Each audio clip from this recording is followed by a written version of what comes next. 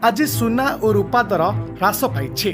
गुरुवार सुनार दर 10 ग्राम पिछा 861 टंका ह्रास पाइथिबा बेले रूपा दर किलोग्राम पिछा 1709 टंका ह्रास पाइथिबा HDFC सिक्योरिटी कहिछि। चलित सप्ताह सुना दर 900 टंका ह्रास पाइथिबा बेले रूपा दर 1500 टंकारु अधिक ह्रास पाइछि। गत किछि सप्ताह मध्य यह हेउछि सबुठारु सर्वाधिक दर ह्रास। MCX सूचना अनुसार सुना एवं रूपा दाम मूल दाम 1.75% रु अधिक खसी। एबे सुना दर 900 टंका ह्रास पाइबा परे 48,000 टंका तलकु रही। बजार अनुसार सुना दर एबे 47,600 टंका रही। तेबे गतकाली बुधवार किंतु सुना दर 150 टंका बढ़िथिला।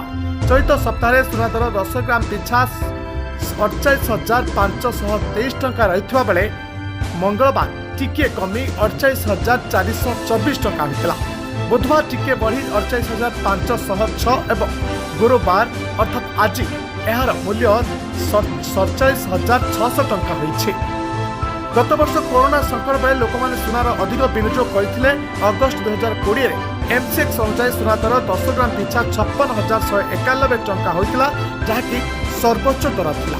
आज MCX प्रति 10 ग्राम सुना दर 47,662 टंका स्तर रही, अर्थात प्राय 8,600 टंका सस्ता होइछे। ब्यूरो रिपोर्ट, श्रीक्षेत्र न्यूज।